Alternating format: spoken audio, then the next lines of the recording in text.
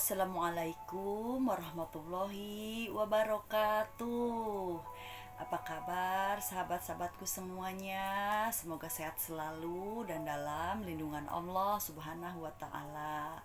Dan semoga kita semua berada dalam ridhonya. Amin ya robbal alamin.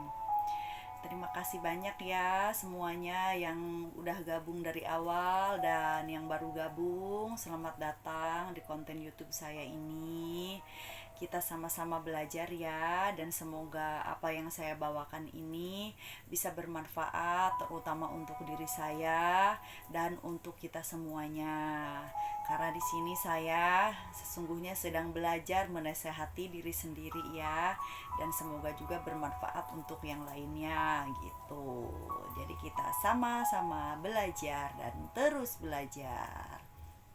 Ya, sekarang kita bahas tentang psikologis juga ya, masih lanjutan yang kemarin.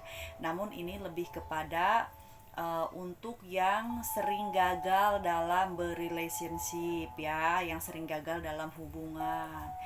Ya, kita sama-sama belajar ya.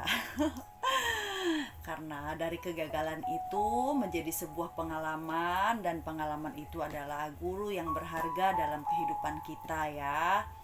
Dengan dari kebodohan, dari kegagalan, dari kekurangan, dari kelemahan, ya kan? Dari kesalahan demi kesalahan yang kita lakukan, yang kita perbuat dari masa lalu, sesungguhnya itu adalah pelajaran yang bisa kita ambil, hikmahnya. Nah, bagi yang sering gagal dalam hubungan ya contohnya sama seperti saya. Kita belajar ya. Kenapa sih kita bisa gagal dan gagal lagi dan gagal lagi gitu. Baik yang gagal dalam rumah tangga ataupun ABG-ABG yang masih remaja atau yang baru menanjak dewasa, yang belum menikah namun putus nyambung atau putus lagi ganti lagi gitu kan. Mau punya pasangan halal itu diberi ujian kegagalan yang berulang misalkan, atau yang gagalnya itu nggak sekali dua kali gitu kan. Nah, itu kenapa? Nah, yang pertama itu disebabkan karena kurangnya kita mencintai diri sendiri. Artinya, apa sih mencintai diri sendiri itu? Ya, kita sibuk dengan aktivitas kita sehari-hari. Jadi, melepaskan kemelekatan di dalam hati kepada lawan jenis gitu loh. Baik itu ketika sedang berrelationship, berpasangan, ataupun ketika sudah putus atau sedang menjomblo, ya kan? Jadi hati kita itu nggak terkait gitu loh. Jadi nggak terkait kepada si mantan atau kepada pasangan tersebut. Kita boleh mencintai, boleh menyayangi, karena itu juga kan sebagai anugerah ya, cinta juga anugerah gitu. Namun diaplikasikannya itu kepada hal yang wajar-wajar saja, karena memang belum menikah gitu kan. Walaupun sudah menikah juga sama, kita boleh mencintai pasangan, boleh taat, namun kita jangan melupakan cinta kepada diri sendiri gitu, atau yang disebut dengan self love ya. Kalau dalam bahasa psikologis itu namanya self love. Jadi mencintai diri sendiri. Mencintai diri sendiri itu kita sibuk, kita menjalani, menikmati dan mensyukuri aktivitas kita sehari-hari, dan hatinya itu ya fokus kepada aktivitas yang kita jalankan gitu. Jadi walaupun misalkan seorang pasangan sedang berada di jauh gitu kan, misalkan lagi tugas gitu di luar kota atau di luar pulau atau di luar negeri, jadi kita enjoy gitu, hidupnya tuh nikmat gitu, bersyukur, bahagia aja. Mau jauh mau deket, ketemu nggak ketemu, kita tetap bahagia dengan diri kita sendiri gitu. Karena kita dengan sibuk dengan aktivitas itu, kita mencintai kesibukan kita mencintai aktivitas kita gitu kan, menikmatinya gitu. Kalau udah nikmat kan berarti kita itu mensyukurinya. Dengan bersyukur itu kan timbul kebahagiaan dari dalam hati.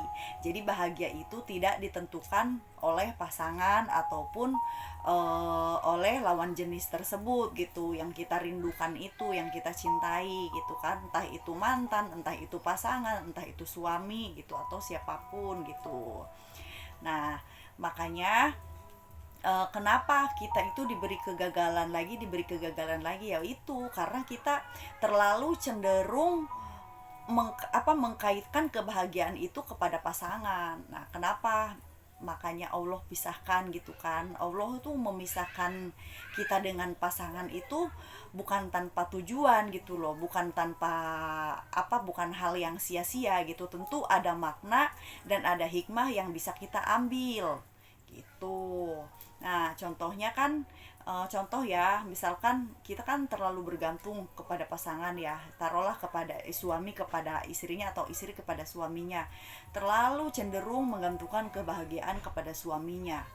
Nah, ketika suami itu tidak mampu memberikan kebahagiaan, akhirnya kan timbulnya kekecewaan kan, kita kecewa, merasa tidak disayangi, merasa tidak dicintai, merasa tidak dicukupi kebutuhannya, karena memang terlalu menggantungkan. Jadi bukan karena si suami itu nggak sayang atau nggak cinta atau tidak memberikan kebutuhan, tapi karena perasaan kita itulah yang di dalam jiwa itu yang belum bergantung kepada Allah gitu loh, karena menggantungkan kepada selainnya, contoh pada suami tersebut kan itu. Jadi akhirnya merasanya itu kurang disayangi lah, kurang dicintai, kurang diperhatikan, kurang diberi, kurang dikasih gitu kan. Nah, padahal yang harus dibenahi itu adalah yang di dalam jiwa kita ini. Jadi bukan karena si perlakuan suami itu. Apapun perlakuan suami atau pasangan ya, kalau kita sudah menemukan kebahagiaan di dalam diri, itu perlakuan mereka kepada kita, mau baik mau buruk, itu nggak akan mempengaruhi sebenarnya gitu. Tidak akan mempengaruhi bagi orang yang sudah menemukan kebahagiaan di dalam hatinya gitu ya kan. Nah, terus yang kedua, kita harus mampu melepaskan attachment tuh ya ketergantungan kita kepada pasangan itu kan. Yang pertama kan terlalu menggantungkan, yang kedua kita harus bisa melepaskannya. Bukan berarti kita nggak cinta, bukan berarti kita nggak sayang, bukan, namun maksudnya itu untuk meminimalisir atau menyembuhkan kita dari suatu kekecewaan gitu. Karena perasaan kecewa itu timbul ya karena kita masih menggantungkan harapan atau kebahagiaan kepada orang lain yang di luar diri kita gitu ya kan. Jadi intinya kenapa kita diberi kegagalan, kenapa kita diberi harus gagal lagi, harus mencoba lagi. Jadi yang kita perbaiki itu adalah jiwa kita dengan menghilangkan attachment atau kebergantungan kita kepada pasangan atau kepada suami atau calon suami atau siapapun gitu kan di luar diri kita gitu. Itu harus mampu kita lepaskan gitu. Dengan sibuk kita dengan aktivitas kita sehari-hari, artinya enjoy dan menikmatinya gitu kan. Nah, kalau kita sudah bisa mencintai diri sendiri, maka akan menarik cinta-cinta yang lain itu ke dalam kehidupan kita gitu. Ya, jadi intinya kenapa kita selalu menemukan kegagalan, ya penyakitnya ada di dalam jiwa kita sendiri. Karena kita terlalu menggantungkan harapan dan kebahagiaan kepada pasangan yang menimbulkan kekecewaan ketika kita tidak mendapatkannya.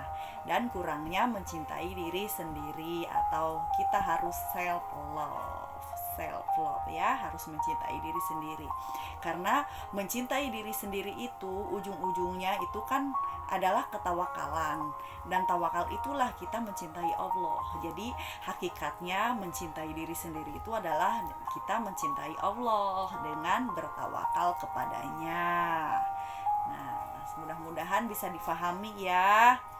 Jadi jangan menyalahkan pasangan, namun maafkanlah dirinya, maafkanlah diri kita, maafkanlah jiwa kita, kasihanilah jiwa kita, kasihanilah jiwa mereka semua, dan perbaikilah yang ada di dalam jiwa kita. Dengan healing soul, self love, melepaskan attachment dan lepaskan kebergantungan kepada pasangan atau kepada orang lain. Semoga bermanfaat ya. Mohon maaf kalau ada kesalahan dan kekurangan dalam menyampaikannya. Saya hanya manusia biasa yang belajar dan terus belajar. Minal aidin wal faizin, mohon maaf lahir dan batin. Wassalamualaikum warahmatullahi wabarakatuh.